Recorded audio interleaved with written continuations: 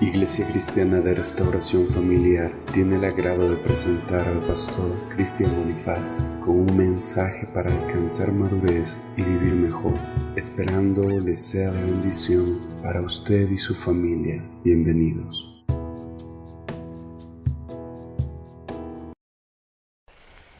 ¿Qué nos dice Efesios 2.1, hermano? Efesios 2.1 dice: y Él os dio vida a vosotros cuando estabais muertos en vuestros delitos y pecados. ¿Sí? Tomen asiento, mis hermanos, y cierren sus ojitos. Gracias. Una vez más, bendito Dios, yo te ruego, Dios, que seas tú, Señor, añadiendo toda sabiduría y toda revelación a tu palabra. Auxílianos una vez más, Señor, que tu nombre sea glorificado. Yo te ruego, Padre, que ninguno salga como vino. Tú conoces la necesidad de cada uno, así que yo te ruego, Señor, fórmanos, oh Dios, y sacia, Señor, la sed que hay en nuestro corazón. Tu palabra es suficiente, Señor. Tu palabra es suficiente para saciar toda sed y toda necesidad, bendito Dios. En el nombre de Jesús, gracias, Padre. Gracias, Señor. Amén. Dele un aplauso al Señor, mi hermano. Gloria a Dios. Aleluya. Mire, estamos hablando nosotros de la diferencia que hay entre lo que es un delito y un pecado, ¿verdad? Estamos en esa serie. Delitos y pecados. Muertos, dice, ¿verdad? Muertos, Efesios 2, dice, muertos en delitos y pecados. ¿Qué es un delito? ¿A qué se refiere la palabra con delito? Eso, ¿verdad? Delito viene del griego paroptoma. Y esta palabra paroptoma significa transgredir. Pero no solo significa transgredir, sino que significa torcer. ¿Torcer qué? Torcer la ley de Dios. Lo que Dios ordena. ¿Sí? Torcer la ley. Ahora, ¿qué significa la palabra pecado? Pecado viene de la palabra hamartía. ¿Y qué significa hamartía? Errar en el blanco. O sea, como lo haría alguien que lanza una flecha, ¿verdad? Y le apunta aquí. Lanza la flecha, pero no le da, hermano, le da por acá o le da por acá. Eso significa pecado, ¿sí? Lo uno es transgredir, lo otro es fallar. Pero hay una gran diferencia entre estos dos. Decíamos, ¿quiénes pecan? Rápidamente, ¿quiénes pecan? Todos, absolutamente todos. Pero hay una gran diferencia entre hamartía y paroptoma. Paroptoma se refiere a la persona que puede ser cristiano o no cristiano, que vive, podríamos decir nosotros, como le da la gana y no se quiere arrepentir. Exactamente, vive a su conveniencia, ¿verdad? Paroptoma es el cristiano, hermano. No importa la edad que tenga de cristiano, no importa la posición que tenga dentro de la iglesia. Mira, puede torcer la palabra de Dios y enseñar a hacer lo malo. Un ejemplo de lo que acabé de ver ayer, conversaba con mi esposa. Le invitan a un pastor en Estados Unidos a un canal de televisión. Le invitan a este pastor. Ya van 2 pastores famosísimos que invitan a estos canales y les hacen una pregunta. Y les dicen, oiga, ¿usted cree acerca de la salvación? Y les dice, ¿usted cree que solo los cristianos se van a salvar? ¿Y cuál fue la respuesta de estos pastores? Que me sorprendió, hermano. Y mire, son pastores que manejan iglesias de 15,000 personas. No manejan 30, 40 personas. 15,000 personas. Son, hermano, son inmensas esas iglesias. Y la forma de pensar de estos pastores, hermano, han transgredido la ley de Dios. ¿Sí? Se volvieron transgresores. Y le hacen la pregunta, ¿usted cree? ¿Qué piensa usted acerca de la salvación? Y ellos contestan, bueno, yo soy muy cuidadoso, dicen, ¿verdad? Ellos dicen así, yo soy muy cuidadoso para hablar de la salvación, pero yo sí considero, dice, que en India, la gente que es muy devota a sus religiones, solo Dios sabe si se salvarán o no se salvarán. En el catolicismo, los católicos muy devotos, solo Dios sabe si se salvarán o no se salvarán. Y en cualquier religión, dicen ellos, yo no puedo decir que no se van a salvar, solo Dios lo sabe. ¿Qué le parece a usted esa respuesta? Bonita hablando humanamente, ¿verdad? Sí, bienvenida. Humanamente hablando es buena, ¿sabe por qué? ¿Sabe por qué contestan así? Para no quedar mal ni con los unos ni con los otros. Se ponen imparciales. Yo no digo nada mejor, lo único que digo es que solo Dios sabrá. Le botan la pelotita a Dios. Y ellos, siendo pastores, no explican la verdad. ¿Qué dijo Cristo? Yo soy el camino, yo soy la verdad y yo soy la vida. Mira, el mundo no tiene problema con el Creador, el mundo tiene problema con el Redentor. ¿Sí? Porque si ponemos a un testigo de Jehová aquí y nos ponemos nosotros acá, los dos creemos en que hay un Dios, hay un Padre. Pero ¿sabe qué nos diferencia? En que ellos dicen que Jesús no es Dios y yo digo que Jesús sí es Dios, porque así lo dice la palabra. Y yo digo que con buenas obras no nos vamos a salvar, porque así dice Pablo, sino por la fe en Cristo. Entonces es lo que me separa a mí de un testigo de Jehová. Que lo que dicen ellos se escucha muy bonito y todo, pero el Redentor es el problema. Entonces torcieron la verdad. Tenemos que ser claros, hermano, y estos pastores deben ser claros y decir, ¿saben qué? Solo en Cristo hay salvación. Yo creo que solo en Cristo hay salvación porque así dice su palabra. Así que el que no está en Cristo, por más buena persona que sea, no se salva. Y punto. Y se acabó. Y de ahí le van a llover las críticas, tal vez nunca más le van a invitar a este canal de televisión, pero ¿qué importa, hermano? ¿Qué importa? Dijo la verdad. ¿Sí? ¿Qué están haciendo? Están torciendo, transgrediendo la palabra de Dios. Se han vuelto transgresores y piensan que están en lo correcto. Entonces, ser pecador y ser transgresor son dos cosas muy diferentes.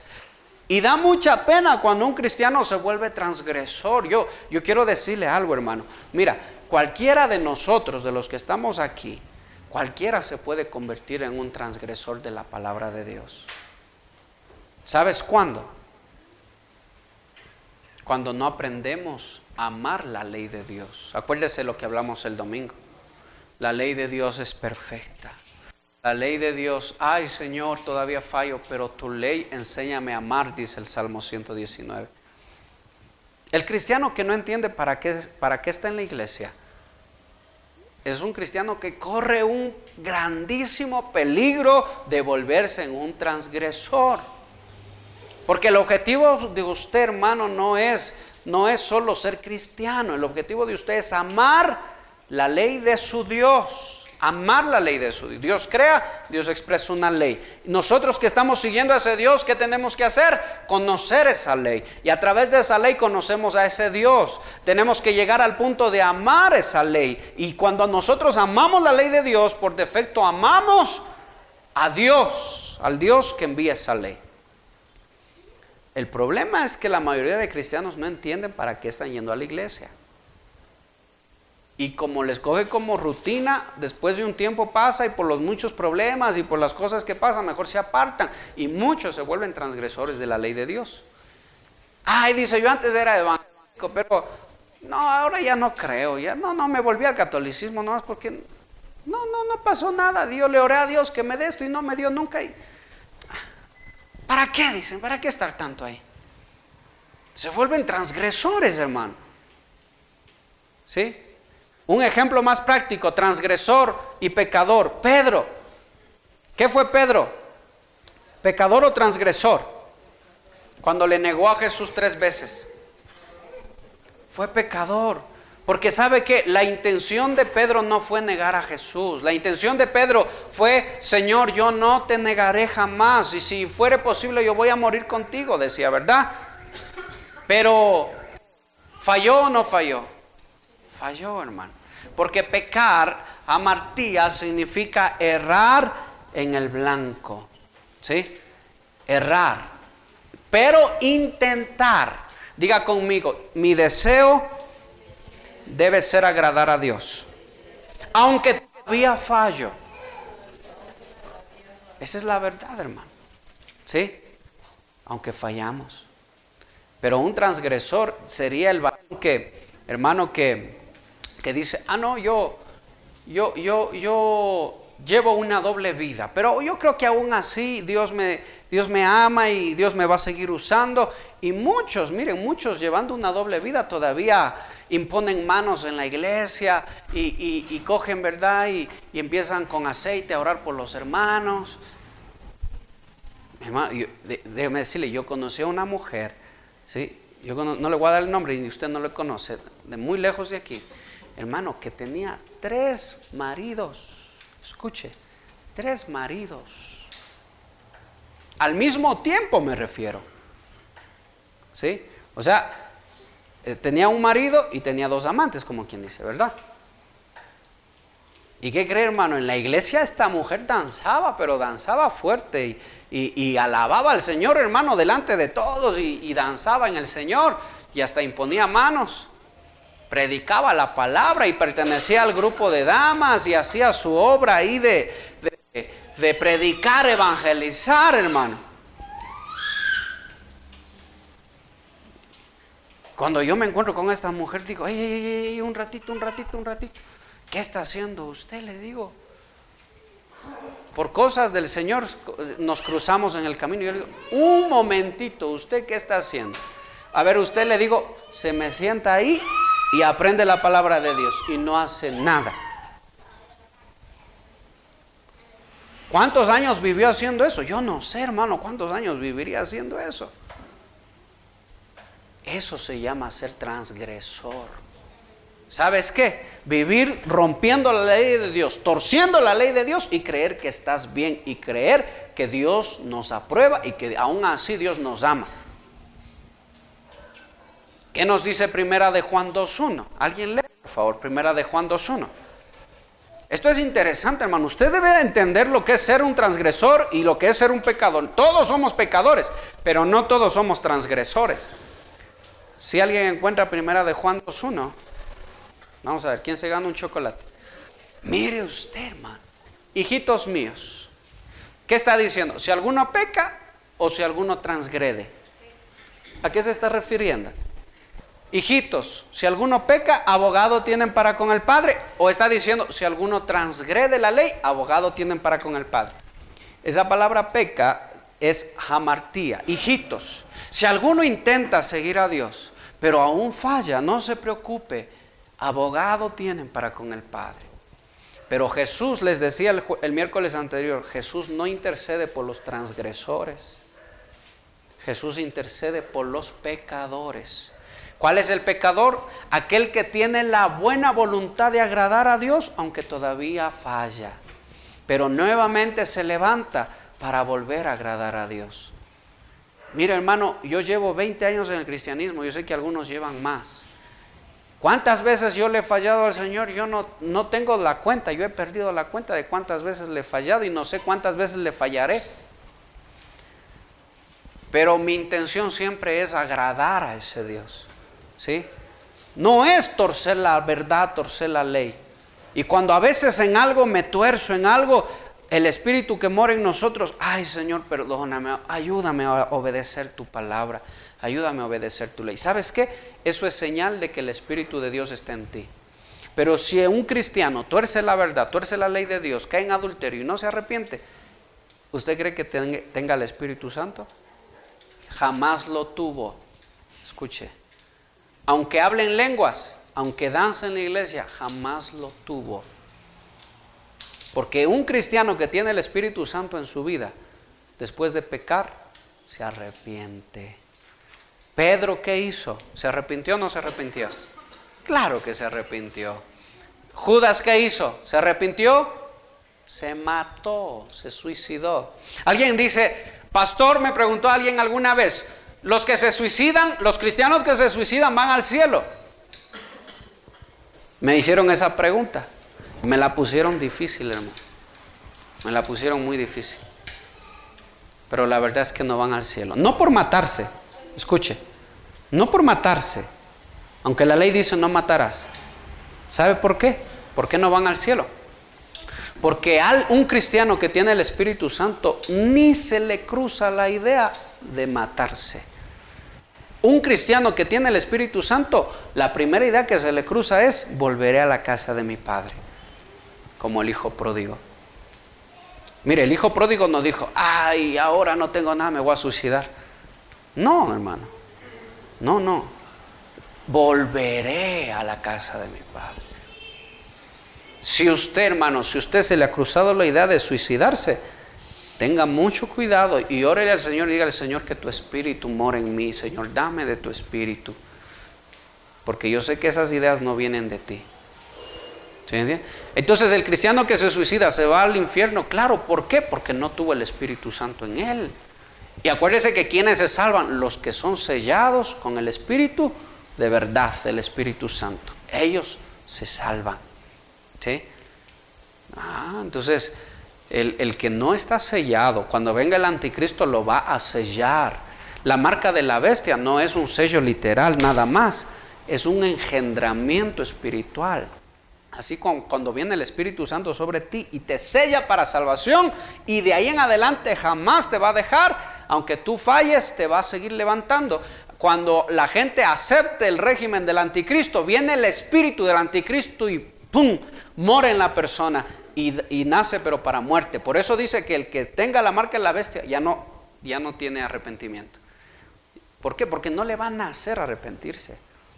Va a ser condenado nada más. Por eso predique la palabra a sus familiares que no son cristianos.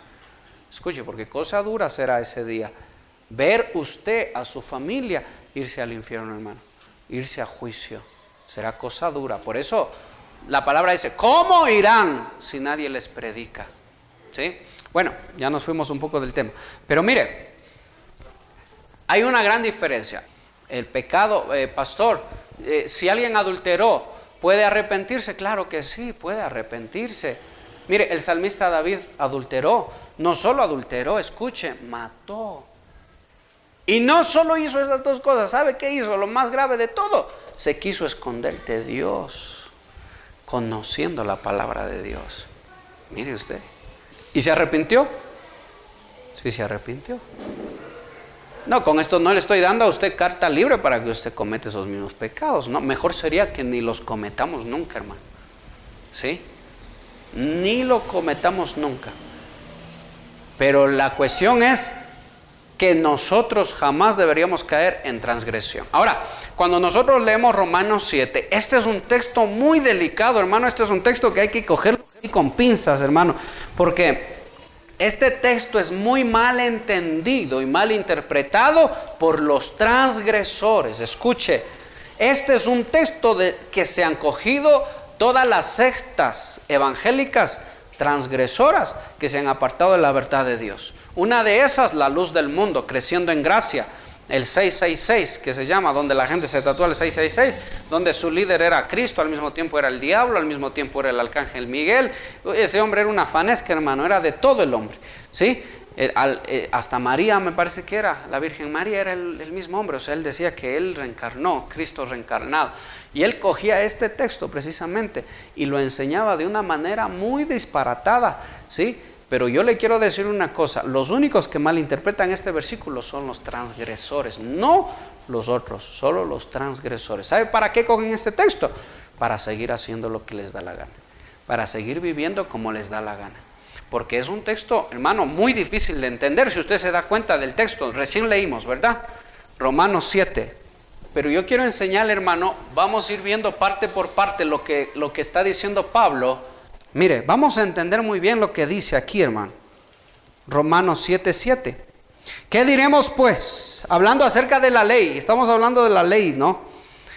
¿La ley es pecado? En ninguna manera. Pero yo no conocí el pecado sino por la ley, porque tampoco conociera la codicia. Si la ley no dijera, no codiciarás. Mas el pecado, tomando ocasión por el mandamiento, produjo en mí toda codicia, porque sin la ley el pecado está muerto. Ay, Dios mío, esto es muy difícil de entender. ¿Qué está diciendo Pablo aquí? ¿Acaso Pablo le está echando la culpa? Escuche, solo lea hasta ahí nada más, ya vamos a ir analizando. ¿Acaso Pablo le está echando la culpa?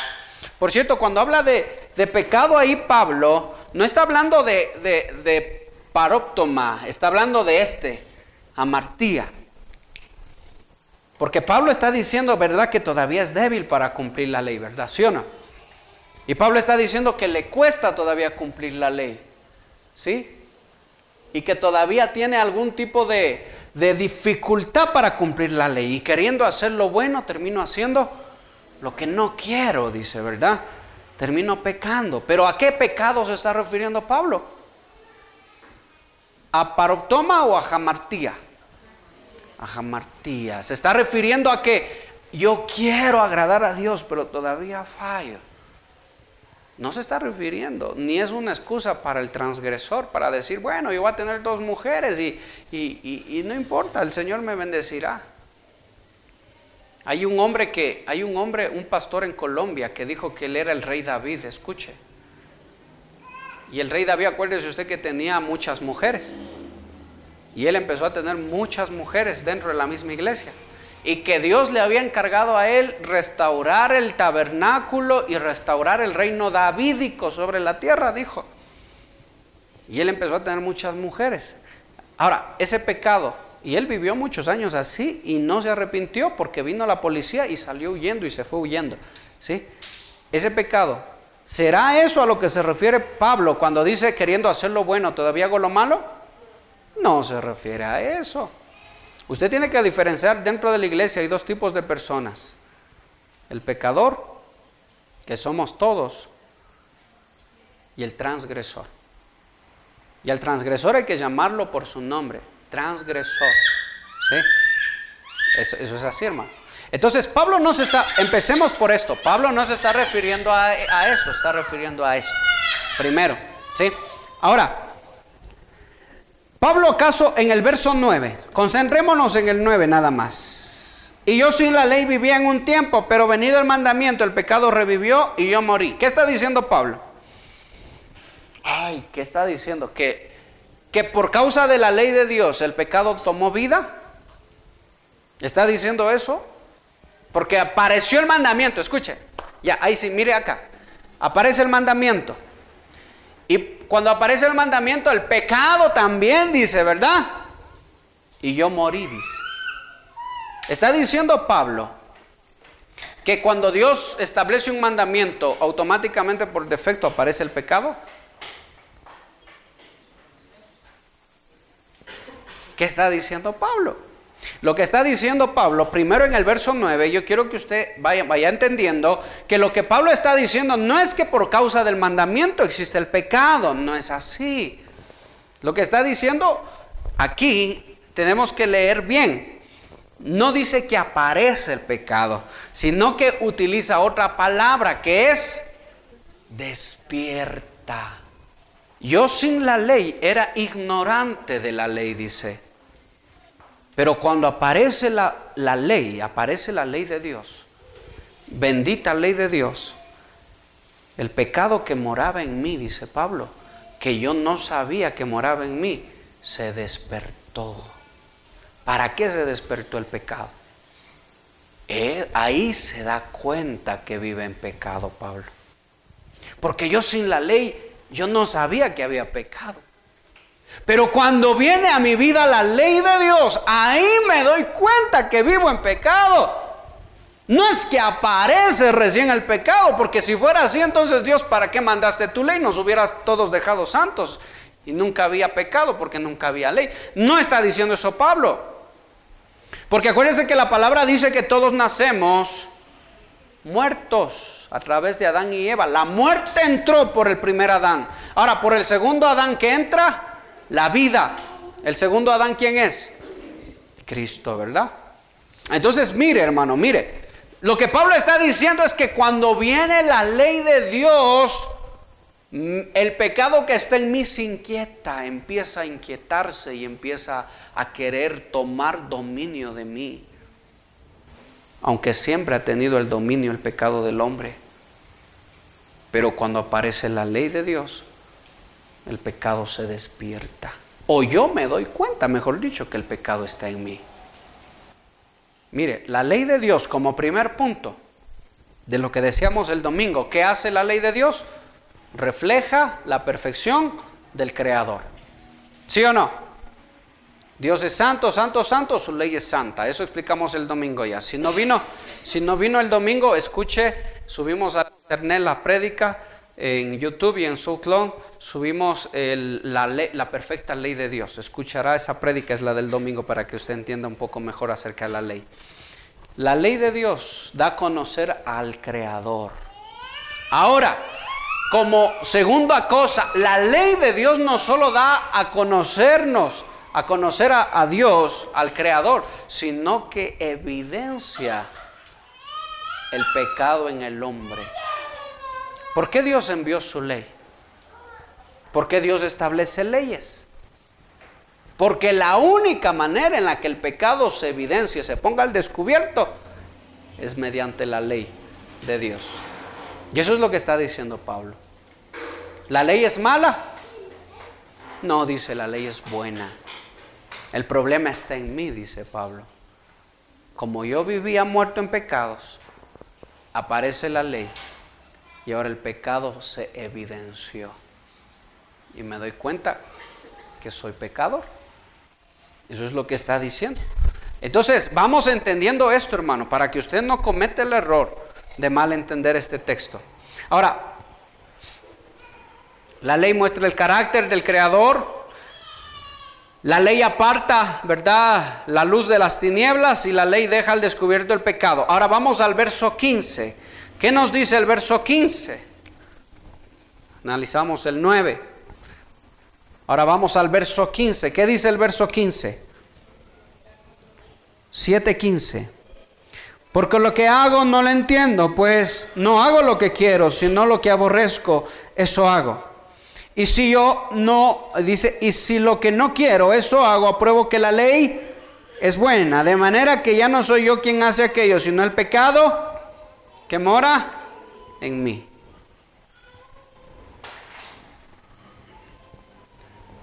Por eso le dije que este es un texto que cogen los transgresores. ¿Sabe por qué? Porque Pablo está diciendo, si hago lo malo, entonces ya no soy yo el que lo hace, sino ¿quién?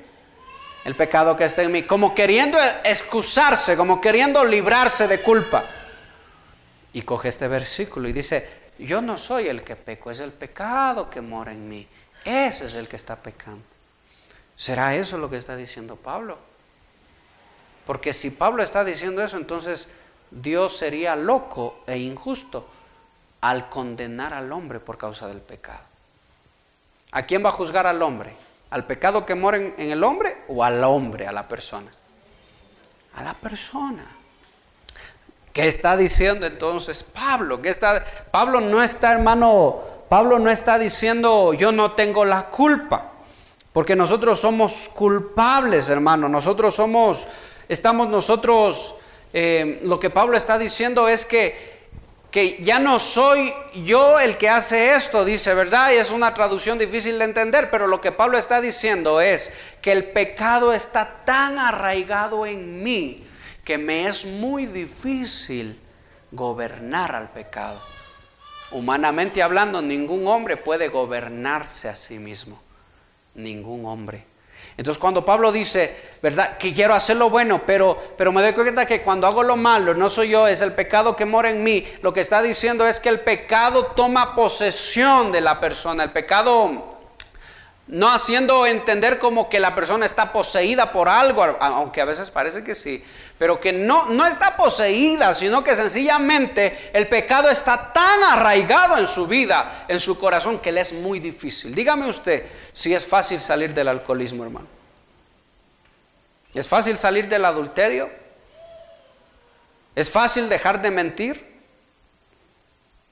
¿Cuánto tiempo nos ha costado a nosotros dejar de mentir? Todavía mentimos, ¿verdad? ¿Por qué? Aunque sabemos que mentir es malo. ¿Por qué?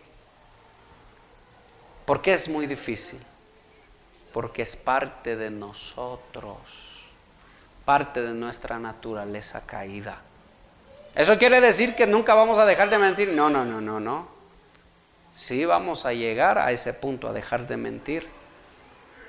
Por eso Jesús le dijo, Nicodemo, si quieres entrar al reino de los cielos tienes que nacer de nuevo. ¿Sabes por qué tienes que nacer de nuevo? Aquí usted va a entender este texto. ¿Por qué, Nicodemo, tienes que nacer de nuevo? Porque el cuerpo con el que tú estás, de donde tú vienes, la naturaleza que tú tienes, es una naturaleza muerta, naturaleza de pecado. Pero tú tienes que nacer de agua y de espíritu para que tengas otra naturaleza. Y Nicodemo dice, pero ¿cómo yo voy a nacer de nuevo siendo viejo? Tienes que nacer de agua y tienes que nacer de espíritu para que el pecado ya no tenga dominio sobre tu vida. Tiene que ser cambiada nuestra naturaleza. ¿Cómo sucede eso, Señor? ¿Cómo sucede eso de que nosotros de pronto somos transformados? El cristiano tiene que sufrir dos transformaciones. Una antes de que venga Cristo y otra ya cuando Cristo se evidencie y lo veamos cara a cara y seremos transformados y llevados. Pero antes tiene que venir otra transformación y es el nuevo nacimiento, ¿sí?, del que Cristo habla. De agua y de espíritu. ¿Cuál es el nacimiento de agua? Puede ser el bautismo, pero es la palabra. Cuando tú llegas a amar la ley, has nacido de nuevo para vida, has nacido de agua.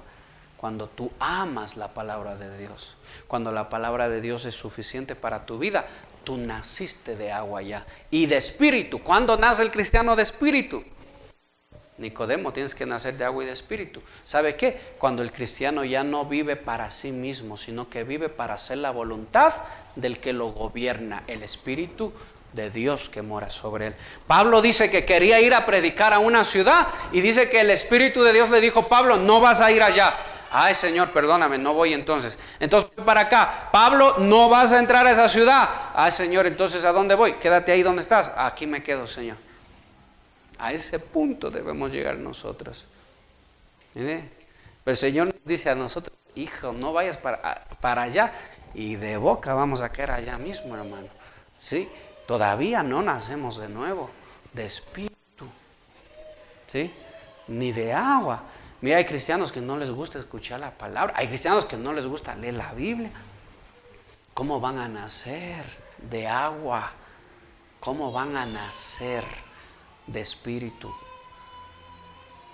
Entonces siempre van a vivir sujetos al pecado y el pecado siempre los va a gobernar. Sí, se da cuenta, hermano. Sí se da cuenta. ¿Jesús era perfecto o era pecador? Dígame usted. Jesús. Usted sabe que Jesús es antes de bautizarse. Cristo cuando se bautiza y Jesucristo cuando resucita. Dice la palabra que Jesús tuvo que aprender lo que es obediencia, obedecer a sus padres, aprendió a ser obediente. Cristo fue perfecto, hermano. Cristo fue obediente al Padre Celestial y Jesucristo ya es el Dios glorificado, hermano, el Cristo glorificado. Entonces esas dos cosas tienen que pasar en nuestras vidas. Lo que yo quiero que usted entienda es que Pablo en el verso 17 no se está excusando de culpa ni está diciendo, no, yo no pequé, es el pecado que mora en mí. No, él dice, yo soy culpable, pero el problema es que el pecado está tan arraigado en mí que se me hace muy difícil, como que parece que me gobierna todavía. En el verso 22, ¿qué dice?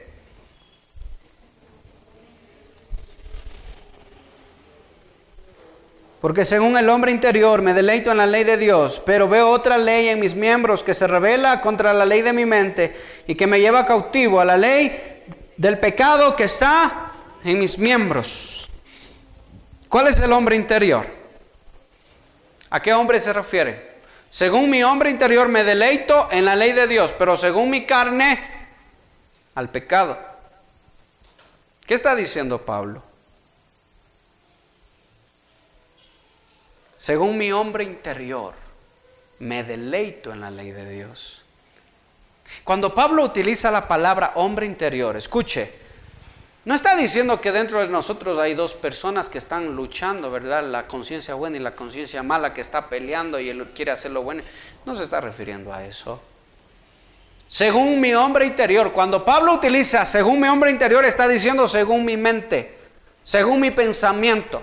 Mi pensamiento, según mi pensamiento, me deleito en las cosas de Dios. Pero me doy cuenta de algo, dice Pablo, y aquí revela Pablo algo extraordinario, que tal vez ningún discípulo habló de eso. Y es que existe una ley, dice Pablo. ¿La ley de qué? La ley del pecado. Y Pablo revela algo impresionante, hermano, que el mundo no sabe, que toda persona que vive sin Cristo, apartado de Cristo, no sabe, que nadie se gobierna a sí mismo, sino que le gobiernan. Por eso es necesario, hermano, por eso es necesario enseñar la palabra de Dios. Nadie es libre, hermano. Aunque son culpables, pero nadie es libre. Son presos del pecado. Hay una ley que te lleva cautivo, hay una ley que te lleva preso a pecar. Y es la ley del pecado, dice. ¿Quién es el único que te puede librar de esa ley de pecado? ¿Quién es el único que te va a sacar de esa ley? ¿Quién fue el único que sacó a Israel de Egipto? Con mano poderosa. Déjame decirte una cosa.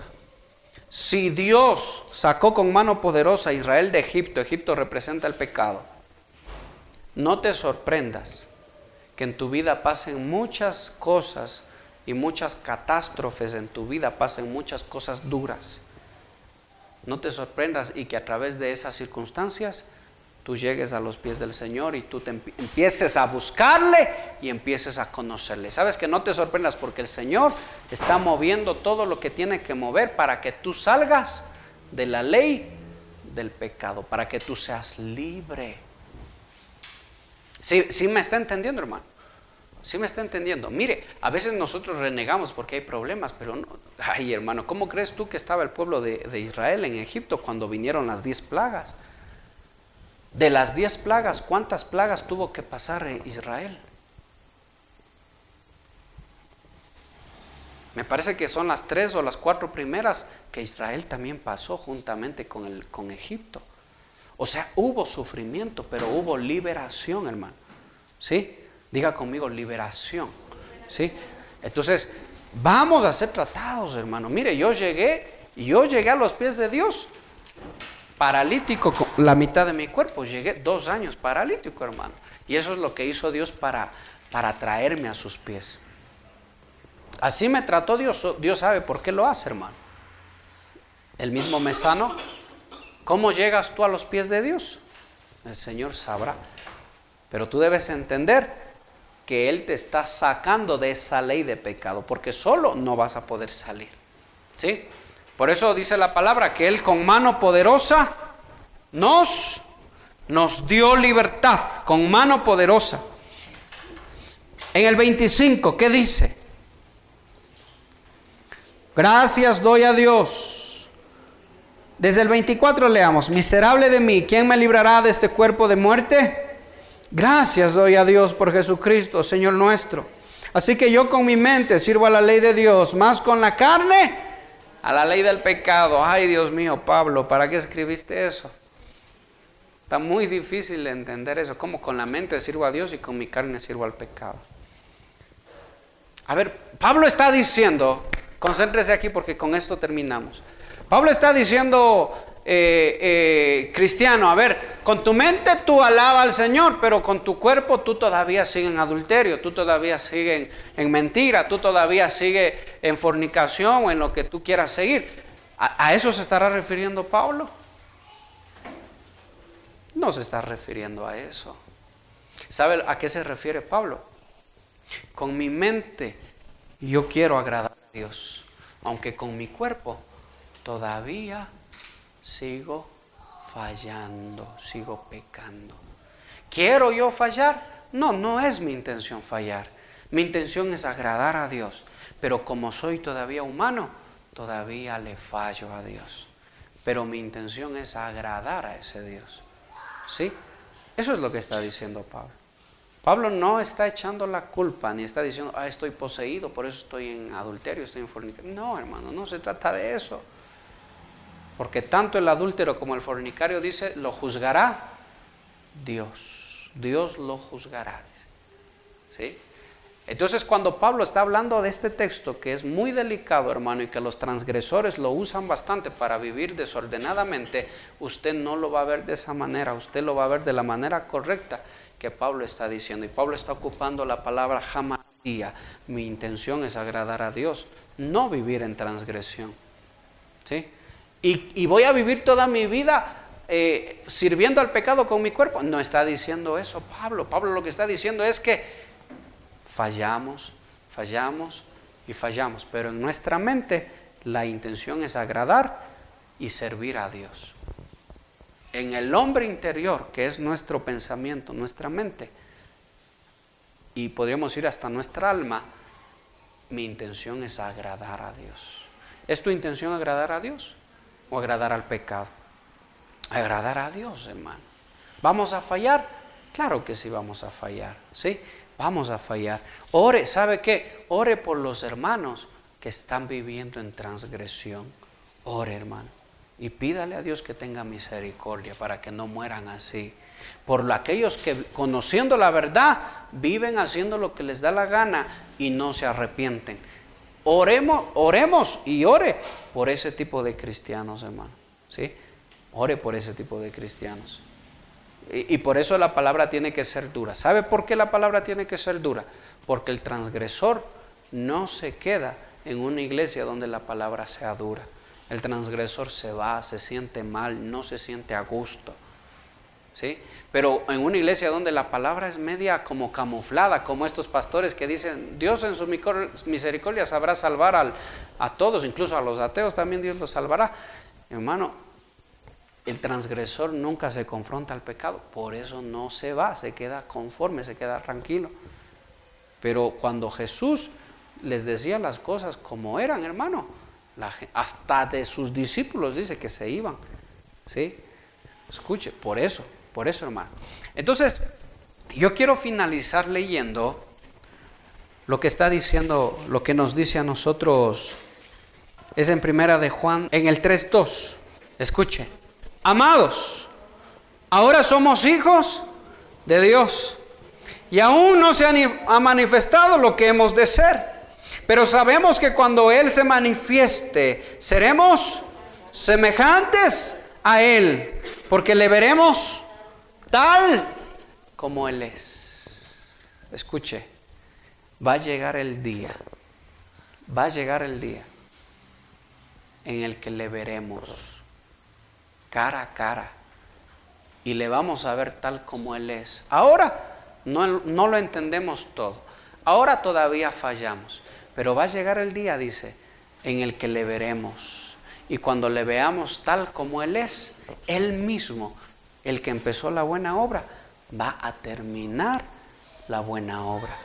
Y Él que va a ver y va a decir, Mayra, o nos va a llamar por nuestro nombre, va a decir, ahora se cumple la palabra. Y en ese momento seremos transformados, perfectos. Seremos, dice, como Él es. ¿Sí? Esa es la segunda transformación que vamos a tener nosotros. ¿Sí? Acuérdense que cuando Jesús muere, resucita al tercer día, ¿a quién se apareció? ¿A quiénes? ¿A todo el mundo?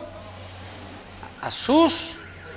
Por eso yo le digo una cosa, escuche, procure ser discípulo de Cristo. ¿Sabe por qué? Porque el que empezó la buena obra la va a terminar. Va a llegar el día en el que le vamos a ver y le conoceremos. Ahora mismo le estamos empezando a conocer como Él es. Ahora mismo estamos empezando a verle como Él es, a través de su palabra.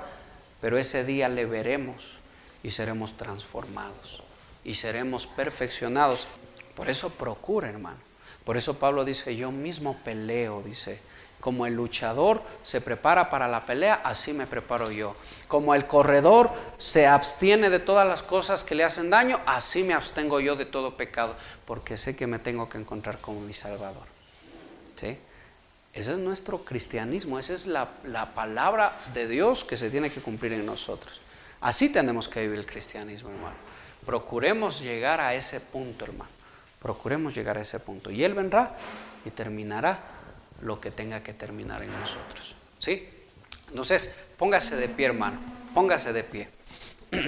En ningún momento Dios nos deja a nosotros carta libre para pecar. Eso es algo que usted debe entender. En ningún momento. ¿Sí? Y eso es lo que nosotros debemos entender. En nuestro corazón debe haber el deseo ferviente de agradarle. Cierre sus ojitos. Padre Santo, te damos gracias, Señor, una vez más por tu palabra, Señor. Bendita palabra.